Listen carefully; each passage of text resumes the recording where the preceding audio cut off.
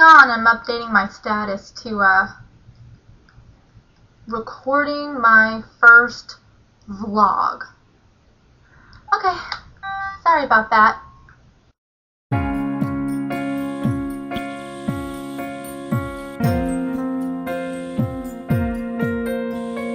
Hi, this is Michelle Nichols of Memoirs of a Movie Maven. First of all, you should know my movie rating system that I'll give at the end of each movie review for every vlog or written review. Here they are, from worst to best. Rather stab a pen in my eye than ever watch this movie again. Worst movie rating. Snail mail. Long, boring, I fell asleep. Third, kinda like an ink blot test, meaning it might be good to some, but I just didn't see it. Donnie Darko, for example, I love it, my husband hates it, he just didn't see it. Ink blot for him. Next is stamped out, so why bother? It's cookie cutter, been done a million times before, cliched, so why bother seeing it, and why did they even bother making it? Next is not the brightest crown in the box, but sure is pretty. It's a style over substance film. You know, it's really pretty to look at, but doesn't have much else going on. Tron Legacy, for example.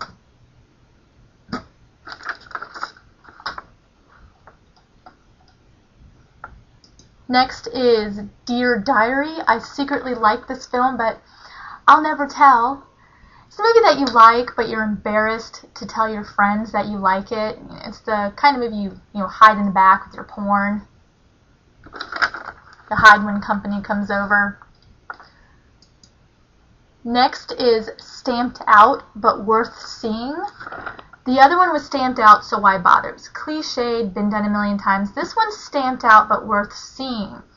And what this is basically, it's like movies like Taken and The Town. It's been done before. You've seen heist films. You've seen the film where the dad has to go and get the daughter kind of thing and has to kick some ass while he's doing it. But they're done really, really well. They're done so well that you can ignore the fact that you've seen it before, and it kind of revives. Usually these types of movies revive these kind of genres or these types of films that you've seen a million times, and for some reason it feels like a breath of fresh air, even though it really isn't original. It's just done so well. The next one, almost the best rating, not quite there, is Noteworthy. Means it's a good, solid film, can't quite give it the #1 top rating, which is Epic. I got that from Epic Poetry. It is the best, awesome, best rating I could give. And if you could tell, all of these are pseudo-writing terms. A lot of them are just writing utensils, but hey, I had to come up with something somehow, and I figured it went with the name of my blog. The Social Network. Social Network stars Oscar nominee Jesse Eisenberg of Zombieland. He's nominated for this film. Andrew Garfield from Never Let Me Go. Justin Timberlake. Rooney Mara of Nightmare on Elm Street. The Rehash.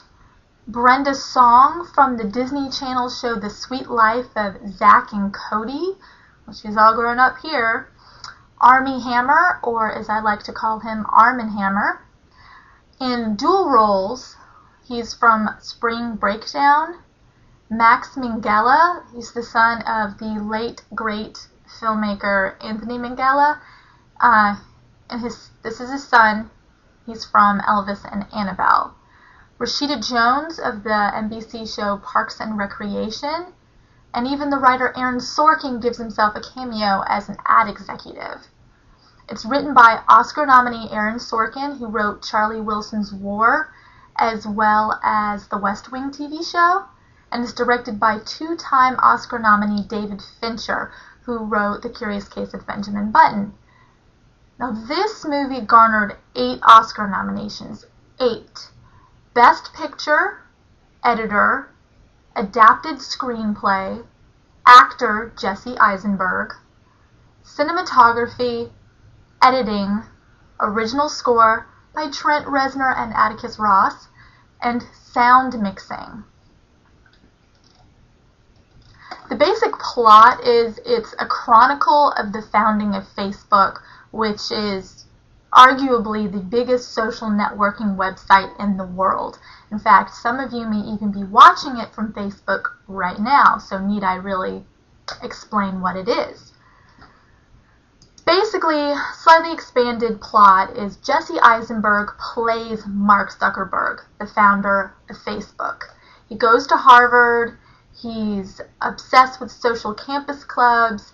His girlfriend, Rooney Mara, breaks up with him in the beginning in an incredible scene with some of the best dialogue I've heard in years. And basically, he gets drunk and starts drunk blogging. Now, word of caution, if you're drinking, don't blog. Don't blog, vlog, text, drunk dial. Don't do any of it. Nothing good can come from it.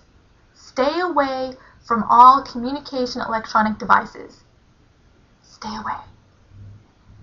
Anyway, he blogs and then he comes up with he hacks into the Harvard system and comes up with this game, so to speak, called Face Mash. And basically it allows anybody on Harvard to look at all the girls that he could find pictures of at Harvard and compare them, sort of like Hot or Not from MySpace. Basically, it gets across campus and makes him infamous, and it gets the attention of the Winklevoss twins, played by Armie Hammer, and Divya Narendra, played by Max Minghella. They want to make a Harvard social dating network site, and they actually get Mark Zuckerberg to help them. But then he decides, hey, I've got an even better idea, Facebook. And he gets his best friend Eduardo, played by Andrew Garfield, to help him. Now,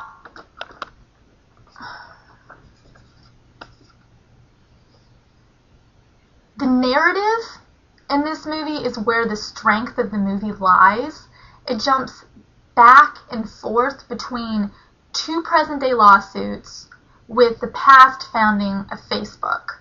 And with each jump, more information is revealed to the audience until you finally find out what causes these lawsuits. And this type of narrative makes a simple story that could have been an HBO TV movie such a strong Oscar contender and in a theatrical release. Then there's the writing. I haven't heard such snappy dialogue since Juno, and that's really saying something. I mean, you think about movies nowadays, and you don't think, wow, that had such amazing dialogue. You think, wow, that had an awesome action sequence. So for it to have such memorable, snappy dialogue really means a lot to me, and it really, really shows off what an amazing writer Aaron Sorkin really is. It was also nice to see Jesse Eisenberg start to actually act and not just play himself again. He really became Mark Zuckerberg. I mean, if you YouTube the real Mark Zuckerberg and then watch The Social Network, it's uncanny how similar they are, not just in looks. I mean, Jesse Eisenberg was born with that curly Mark Zuckerberg hair, but to actually play him the way he did, it showed some real potential in him as an actor, and obviously garnered him an Oscar nomination. Yet, to me, the third biggest strength in the movie is really the music. I'm kind of obsessed with film score, so I'm always going to talk about music in a movie, but this music was amazing. And it's by Trent Reznor, who you should all recognize from 9 Inch Nails. So I'm already a fan, but I was really excited to hear that he was doing the music to this. And the music, it had this surging throughout the movie, it sounded like a computer humming underneath the entire film, kind of, buzzing through, connecting the future, the present day lawsuits with the past founding, and it's connecting them all together and surging underneath and heightening the tension in each scene. I mean, it was really effective and not over the top like it could have been. It was really subtle and amazing to listen to. Now, I've talked this movie up so much, you probably think, oh, she's going to give an epic. Sorry to disappoint, but my rating is noteworthy. It's a great film. It is the second best rating. I really wanted to give this the top rating, but I just couldn't. It just didn't have quite the emotional impact that it needed for me to give it an epic rating. It just has to have that emotional impact, and it just didn't have that. I'm sorry. I think it was because I caught so much buzz from the film right from the beginning that it kind of gave me a buzzkill, so to speak. And I was expecting David Fincher, Fight Club 7, Benjamin Button, like, epicness. And it didn't quite deliver that emotional heaviness that his other films usually do, that I just couldn't give it an epic. But it's still a really good movie, and I would still highly, highly recommend it. Go out and see this film. It's really interesting. It's really well written, acted, directed. Great music by the soundtrack.